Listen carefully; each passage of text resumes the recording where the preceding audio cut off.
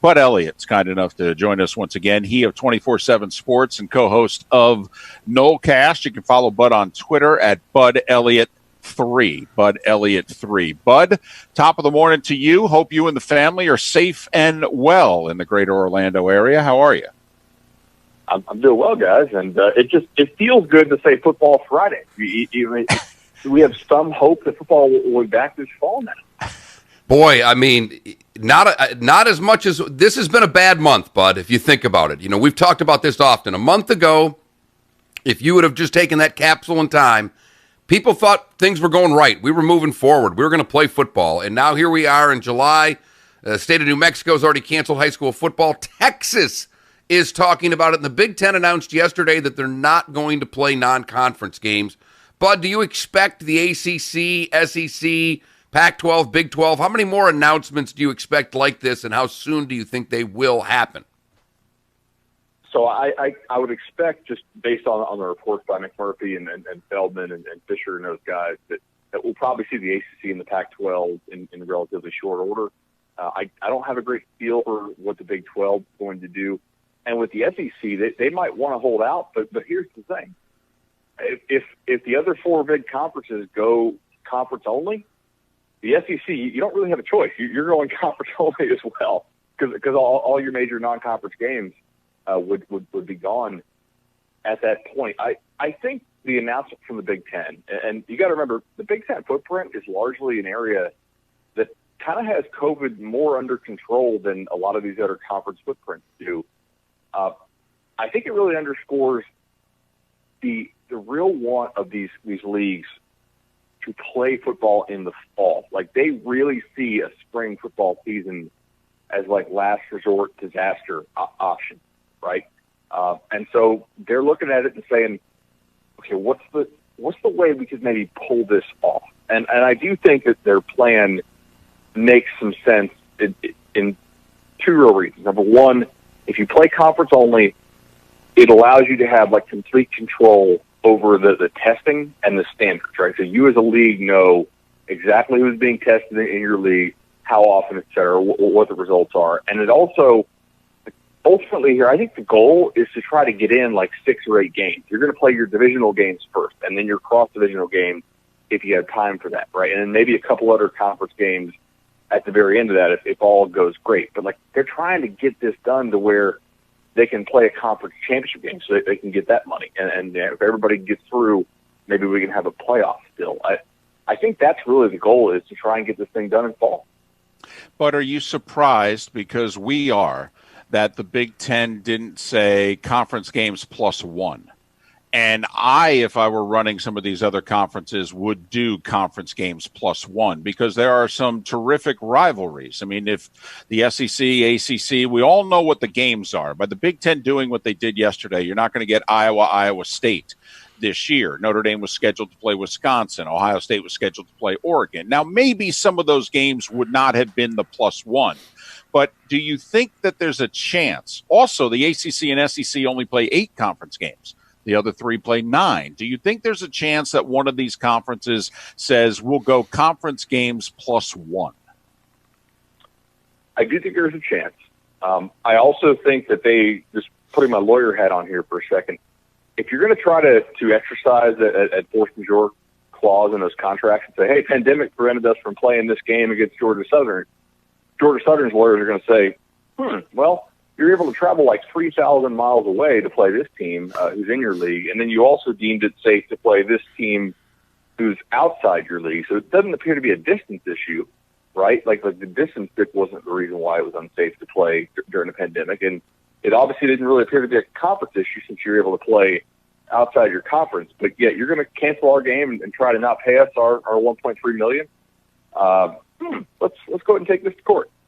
I wonder if there's a legal aspect here, because almost every big school now has these contracts for these games they're going to be canceling. Like, a lot of them don't have spaces to reschedule them in the few coming years we have. So I wonder if that's kind of a complicating factor. I would agree with you. I think there's some of these rivalries we would hate to see them lose. All right, Bud. On that note, then, and we talked about this earlier, because I'd love you to keep the lawyer hat on. Notre Dame and the ACC. They say they want to help him out. They've already got 5 games. If they want to give him 3 more or 4 more, that would mean a few things. One, all of the teams with 8 conference games that don't currently play Notre Dame would then be playing 9. How do you that's its own problem in and of itself. But from what you just said, hey, we're going to add Notre Dame to our schedule, but we dropped Furman or whoever the hell it is. I think what I suggested in the first hour, Bud, was, hey, NBC will gladly write that check to get more Notre Dame football on. Is that what it would take? I'm sure that the rev share would have to be worked out. I think with Notre Dame, you have an easy in, right? Because you already have a scheduling agreement with them across the conference. They're already sort of a pseudo, like they're an actual member in most of the sports. And then they're not a member in football, but they're kind of like a pseudo member, if you will, with their current 5-game scheduling agreement. I think that they would find a way to play those games against Notre Dame and add those games in. And certainly, like, if you're trying to get Notre Dame to join as a full member at some point, helping them out during a pandemic is not a bad first step, right? That'd be pretty solid for the league.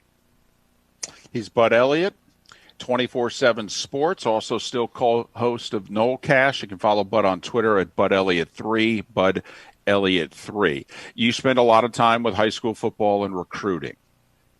If the high school football season gets pushed back, like, let's just say it's 2020, it gets pushed back to winter, or it even gets pushed back to spring.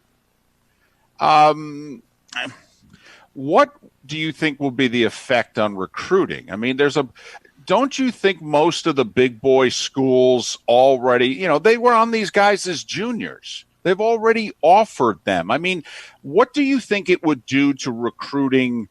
Would it affect the top 300? Would it actually affect the second tier recruits? What do you think if high school football happens, but it gets pushed back, it will do? So I don't think you will see schools sign quite as many kids in the early signing period if that happens, assuming the early signing period still happens. And to be honest, if you're going to push high school football in the spring in a large number of states, I really think we should eliminate the early signing period for this year and probably take the February signing date and move it back to April, right? If you're an early enrollee, if you're done with your high school credits and you're going to go in January anyway, that shouldn't change, right? Like we shouldn't take that opportunity away from you. But for the rest of y'all, you're not really enrolling in school anyway until like July or June. So there's no real harm in signing late March or April. And I do think that would give colleges a much better chance to actually evaluate them. It would also give kids a chance to evaluate the colleges, because right now I don't see when these kids are going to visit these campuses and meet with these coaches. You have a lot of players right now who are committed to schools that they've never visited. Many of them have never actually met some of these coaches in person. Like they talked over Zoom, but they've never actually shook hands. They've never seen each other in person. And I talk to schools all the time. They're like, "Hey, do you know how tall this kid is?" I don't. Like, I wish I had verified testing data, but the shutdown came literally before the camp in that state happened. And so a lot of these schools are flying blind. And we talk about, hey, they were recruiting these kids since they turned juniors, but yeah, that's oftentimes off sophomore measurements, right? Like, we didn't have any school summer camps at all this year, which is where you figure out, okay, how big is this kid really entering his senior year? And going off sophomore measurements is a huge pain, and the variance associated with it is pretty great, because let's face it, a lot of these kids are going through puberty. They're growing, and it's tough. Like, I mean, there's guys out there. For instance, I was talking to her the other day, and she's like, "Hey, how tall is this kid? You know what his reach is?" I'm like, "His reach? No, I know how tall he is. So I kind of have seen it, but I don't have reach numbers on the guy." And they're like, "Well, we think he might be a tackle, but we don't know, and we don't have any space for any more guards." I just worry that if we go through with the regular signing process this year, we're going to see a lot of transfers. I do think there's a lot of schools and prospects that are sort of not maybe the right fit for each other right now, just due to incomplete data. And having spent time as a PR person for a minor league hockey team and knowing how every single player would come into me and tell me what they needed their height and weight to be at so that scouts would think more highly of them, I can't even imagine the fibbing that's going on out of high school juniors and their coaches right now. Bud, my big question, and we kind of talked about this before we had you on quickly, a lot of these conferences, the group of 5 conferences, this is payday time. You know, I happened to look at Kent State just because I was looking at schedules and trying to see if there was a +1 scenario, who everybody had for non-conference games. And Penn State and Alabama both play Kent State. That's got to be $2.5, $3 million into Kent State's coffers for those 2 losses. How is this going to affect the MAC, all these conferences that are payday conferences, the Sun Belt? I mean, this to me could really damage between a number of kids that won't be on campus this year, so you're not getting the administrative fees that pay for athletic departments, and guarantee games. How much trouble could this put certain Division I athletic programs in? I think it's going to put certain D1 programs in a lot of trouble. However, as you guys know, football will always be the last sport to be cut, right? Like, especially at the D1 level. So I think yesterday we saw Stanford eliminate 11 sports, right? I think you'll probably see quite a few sports get cut if some of these schools don't have football in the fall. And you mentioned the student fees as well. I mean, look, we have schools in the state of Florida, FIU, UCF, that rely really heavily on student fees to run their athletic programs. If they don't have on-campus classes and they're not able to collect those student activity fees, that's going to be really big for them as well. Something I'm writing about today, if I get the time to do it. Would it make sense to have the NCAA allow a 13th game in 2021 to maybe just push some of these guarantee games back in the non-conference? Or from an FCS standpoint, what if you were allowed to play your spring game against an FCS opponent? Like, that would make sense. And I think, you know, if you said, hey, we'll go ahead and keep the payout to you, and maybe we'll reduce it by X amount. But I think a lot of these schools would rather have that exposure, take a little bit reduced payout rather than being tied up in court for a long time over these games that get canceled. Because a lot of these schools need the money with a quickness. But they may have to do it, though, for 3 or 4 years. I mean, in all honesty, if you're missing out on 3 or 4 games, like ACC, SEC, if they go conference only, there's 4 games they're going to cancel. The other conferences will cancel 3 games. You may have to allow a 13th game for 3 or 4 years so that everybody can eventually get their game and their payday so that everybody can't sue you. I mean, they may have to. It's a great idea, but I think they'd have to do it for 3 or 4 years. And then, Bud, you know what will happen? We'll then have 13 weeks to the college football season beginning the middle of the decade going forward because people will get used to it.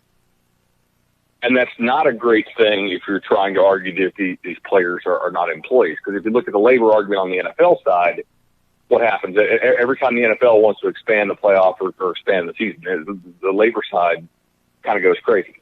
So there's a lot of things you have to balance there. I don't know if there is a great solution. I think the FCS thing, playing the FCS game for spring might be the most feasible solution there because almost no team is playing 2 FCS non-conference games, right? At least not that I can think of. So I wonder if that could work. The G5 side of things is tougher. The alternate solution to that might be, what if you could allow the G5, like if they want to push their season to spring? I'm sure the TV people wouldn't necessarily hate that quite as much. And maybe you could play a non-conference game in the spring and an FCS game, almost have 2 spring games. Well, we've argued that some of the and I think that, you know, and it's not a lot of them, but if you're a G5 player that thinks you're playing on Sunday, you wouldn't play in the spring, bud. You couldn't. Well, I mean, which G5 player do you think is a lock to go like in the first round? I would argue probably most of these G5 guys who are still in school are needing that tape, and they're going to want to show out against those good teams. It would be interesting because the NFL reportedly has already told the major conferences of college football they're not going to push their off-season schedule back next year. They're not going to push the combine. They're not going to push the draft. That if you have to move spring football to the spring, I don't know what to tell you. We're going to go about business as usual. But we think it could mean that there's that maybe the entire MAC, but that there could be 20, 30 schools that come out of this in the next couple of years, and they just drop down to FCS. That they have to go from 85 scholarships to 65. They're like, I don't know what to tell you. We can't afford to play at this level anymore. There's already some schools I think that should drop to FCS, like UConn, UMass. Yes. Some of those very bottom-level schools. Like the entire MAC.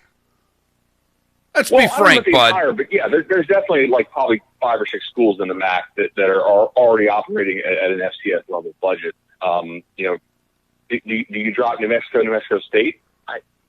They're fairly low level out there. Yeah, I mean, and I say that from the MAC. I'm a Michigan kid, but Eastern Michigan's been operating at, I don't even think they've been operating at an FCS level for the last decade.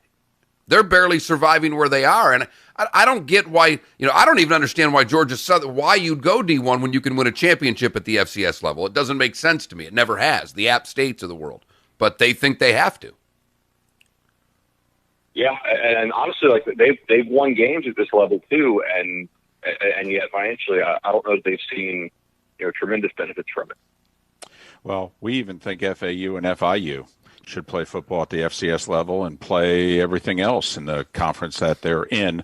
But do you, in the next couple of weeks, the SEC's, all the ADs are going to meet with the commissioner on Monday, the ACC Pac-12. Do you think that the Big Ten was rash in their action, or do you think they were just first and everyone else is going to follow suit?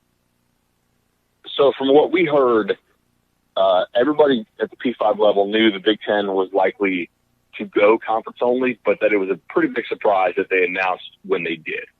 I don't know if that's because word got out and they got scooped and they just had to kind of come out with the announcement. At this point, we're just not seeing, not to get pandemic-y here, but we're not really seeing the flattening of the curve quickly enough to suggest that their move was rash. I think if you tried to play the full season, the problem is just the pushing back and trying to fit all those games in is just really not feasible, I don't think, in the fall with the cancellations that are likely to come. I do think it's kind of feasible to get your 6 divisional games and to try to play a championship game in the fall. I think it's somewhat feasible maybe to think we can get a conference schedule in, play 8 games over the course of 14 weeks and hope that matches up. Playing 12 games over 14 weeks, I just think that you're really kind of pushing up against it. And then also, you look bad if you're having to push back, like, hey, we're going to play October. No, now we're going to play November. Wait, you're going to start a season in November? That doesn't make a whole lot of sense. But here, because there's only like 8 games or 10 games or whatever, I think it gives you more flexibility as far as scheduling and pushing back. Bud, thanks for making time for us. We know you're always very busy. I hope you and the family stay safe, and we'll call you next month. All right, guys. Be well.